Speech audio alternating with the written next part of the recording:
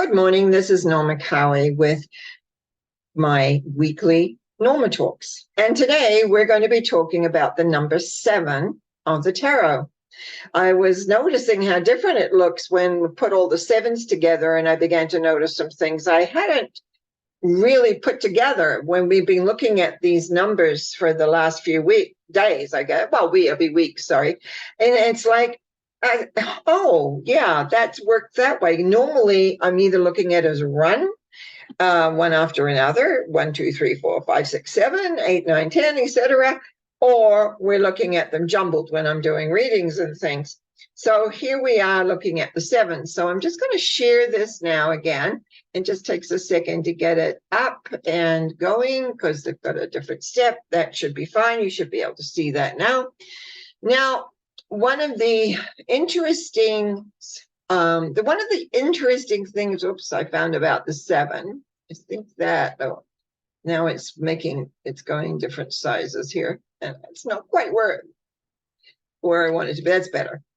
I won't touch it. One of the things that you'll find with the 7s is, especially with the higher canon, which I'll come to at the end, but these are not what you would call perfect elements of your life.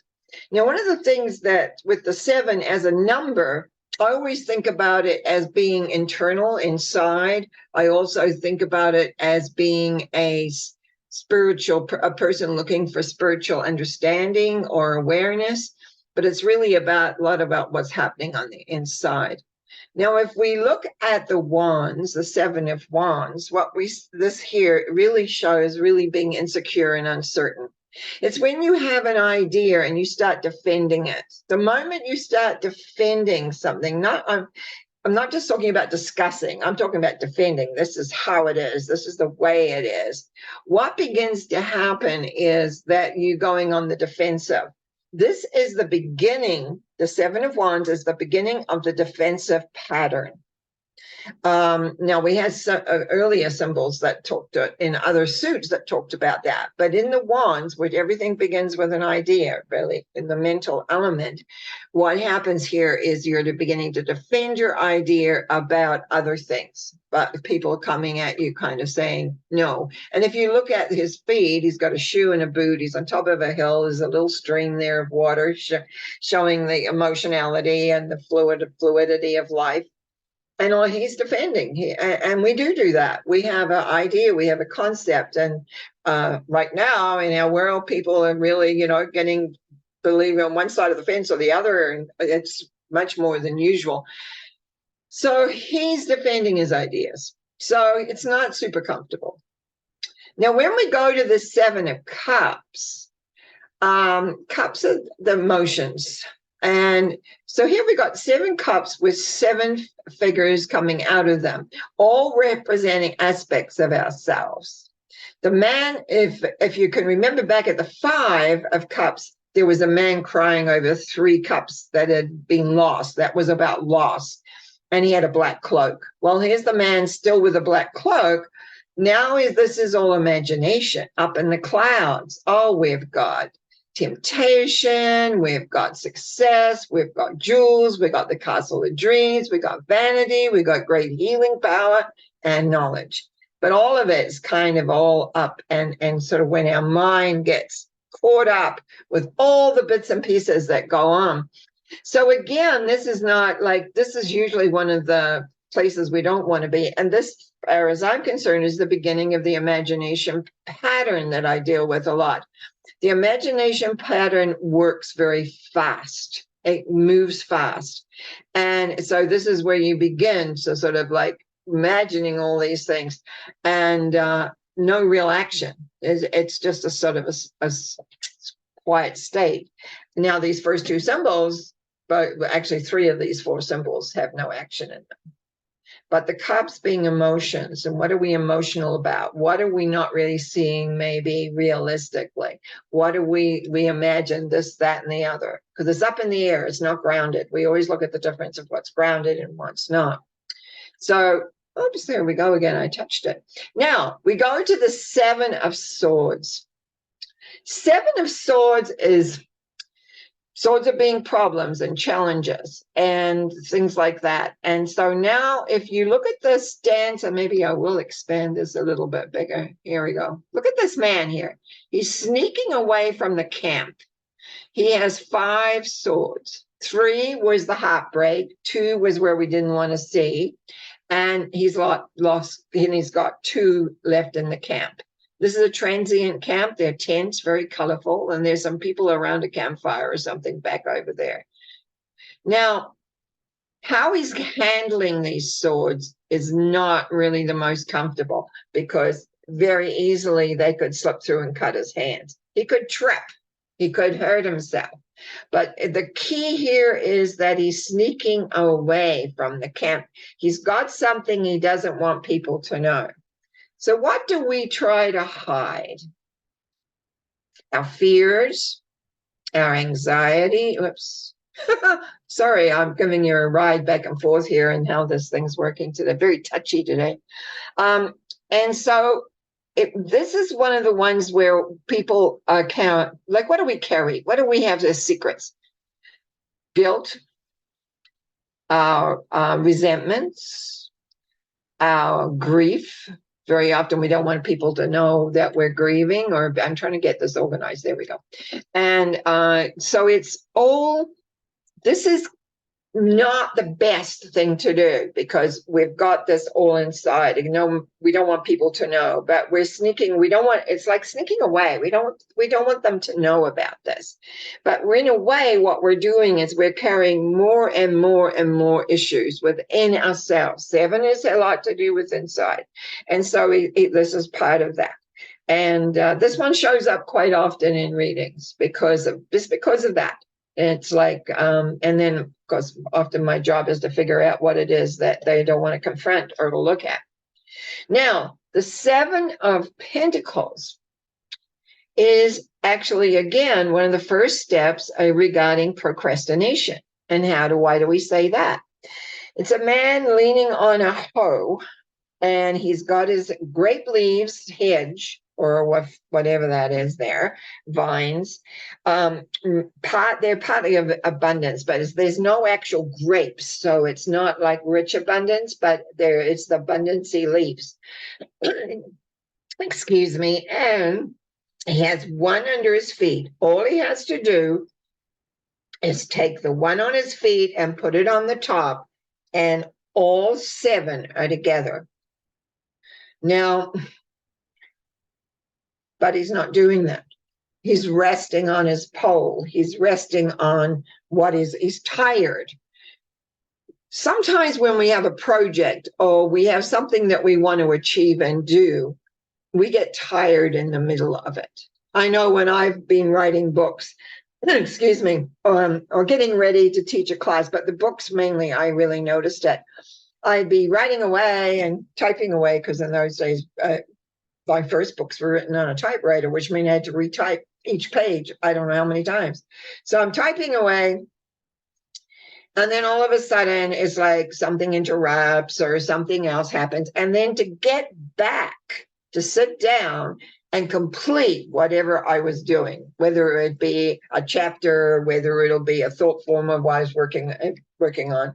So consequently, it was like, yes, I know this symbol very well, because there are times when I procrastinate about things. Most people don't think of me as a procrastinator, and I'm not a big one, but I do it. And I think all of these symbols relate to where we have shades of ourselves in different places.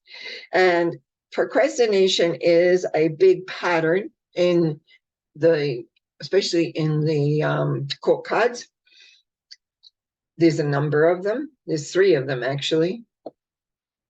So that represent procrastination. So here we have in the lower arcana, we're defending ourselves, we're imagining, we're carrying burdens that perhaps we better to clear and let go, and then we procrastinate. So what does these 2 higher arcana cards, number 7 and number 16, and 6 and 1 is 7, talk about? Main thing they talk about is change. But what kind of change? In the 7, he's in the journey, he's learned. And now he's ready to take that knowledge and go out. So he's leaving his old ideas, concepts, a lot of these things you see in the lower arcana behind him. He's ready to step out and test his new knowledge. That's why he's crowned by a star, because that star is not the sun. Sun comes later, but it's like he's ready. He's got the laurel wreath of victory. He's got his wand. He's all geared to go. But again, the two sphinxes that are in the front, very much the same colors as in the high priestess, the black and the white, they're not moving. They're sitting down there. Also, if you look, he's kind of encased in his chariot there. So he's ready to move, but is he moving? Very often we think we're ready and we get everything in place, but we don't do what we need to do or go where we need to go. So that's where the tower comes in. The tower symbol, when people see it, often don't like it if they're seeing it in person, what it looks like. But you know, it's when life comes along, it's like out of the blue, something occurs, something happens and kind of shakes you from your position, shakes you up. I like the symbol a lot for the symbology that's in it, because it's one of the major lessons I find that is not really spelled out in the symbology, but it is within everything. There, in this picture, you see two people. Now, but let me talk about something else first. These are little yards. I wonder if I can make it bigger. There we go. And I don't know if I can lower it down, but it's about that. I noticed. So these yards of light are like steps, they're knowledge and awareness. And there is actually 12 yards of light on this side. Very important. This man here is falling down. But there's interesting, it's falling towards the ground, but he has this 1 yard of life. And if you remember the first card of this magician, says all things are possible. So he has that there. On this side here, if we added these up, they're 12, which is number 3, was part of the number 3, which is the hanged man, the law of acceptance. The biggest thing here is no matter what happens, as you accept it, you don't fight it. Don't fight it. And so the first step here is to accept that because he's going this way, he will adjust from this unexpected thing that's absolutely, taking your life down. When I'm reading this card, I look to see how much of this tower has been brought down, whether it's just on the top or down. Now we go to this other side higher when you accept.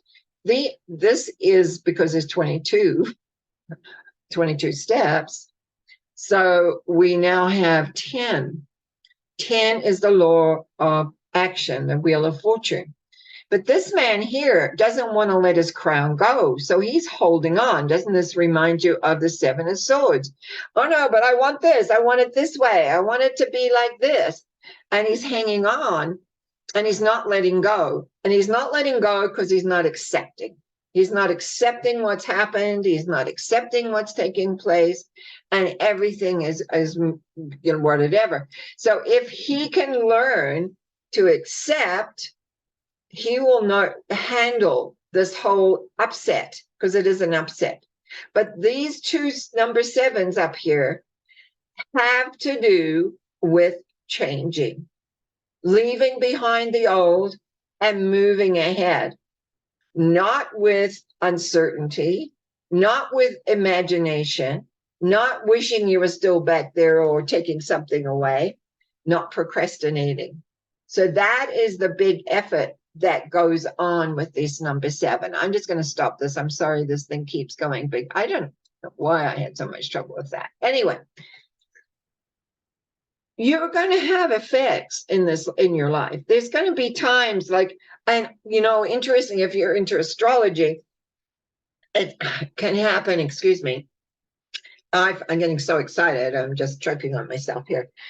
What I have found myself is that our major upsets can happen in our childhood, It can happen in our 20s, 30s, 40s, and even later. But it's like somewhere in your life, things fall apart. What do you do then? What do you do when things fall apart? What do you do when you get a piece of news that just crushes you? And then you got to kind of scramble. When you're younger, in your 20s, and that happens, it's like you don't have a lot of resources of life yet, usually, not always, to pull things together and kind of move on. Excuse me. Sometimes those situations can crush you for a long, long time. And I was lucky that I had my tarot through all my 20s, 30s, and 40s, 50s, 60s, now in 70s. So it's like recognizing you don't put your head in the sand and say it's not happening. That's the procrastinator. That's the Seven of Cups, the imagination. Oh, it's not really real. It's not happening. It's not. No, it'll be all right. Looking at life in a realistic way is not the easiest thing to do, and not something that a lot of us want to do, because it's like we want it to be the way we want it. We want it however it is. But that's not reality. And learning to be a realist, and this is what I sometimes say to people, is I like to believe I'm a realist. I like to look at things face on. That doesn't mean you don't have to deal with it inside. That doesn't mean that you're not sad. You can be sad. It's better to be sad than to imagine everything is going to be okay. So it's like processing, learning how to process life. And number 7's about that. It's about you coming in touch with the awareness of the strength and purpose that you have by being alive, being a human, being connected to what I call the love force, if you want God, if you will, however your faith or wherever your faith takes you. It's really important to get you through those times, because most people, there's always the odd person that seems to have a charmed life. Most of us have issues that come up that literally can bring us to our knees sometimes. Like you don't know where you're going to go from there. But that's what makes us strong. That's what makes us consolidate in our belief system and our faith and our awareness, and coming to understand the whole concept of where we're heading and where we're going. So when you're doing a reading, or when you're looking at the processes of how the tarot element's working, you'll find aspects where the number 7 symbology, and it wasn't only until the other day I looked at this, putting it out, getting it ready, taking my photograph of it. I went, oh my goodness, look at that. Mainly because I don't look at it this way. I'm looking at it as a pattern. I'm looking at it as a flow in a reading or things like that. I know what individual they were. I forgot they're all 7s. So it's like in our most, when we're needing to move forward. And if we don't move forward, because the Chariot says, you've learned, now it's time to move forward, but you haven't moved yet. And that's when I finally clicked, because of the procrastination, because we really don't know what's coming. We can project it, we may want it, but we don't know. And guaranteed somewhere along the line, there will be some traumatic event, if not 1, if not 2, 3, 4, even, maybe more, that will come in that the Tower represents. It's one of the transitional time periods, because you have a big choice to make after that, a really big choice. You can either rise above by accepting or not.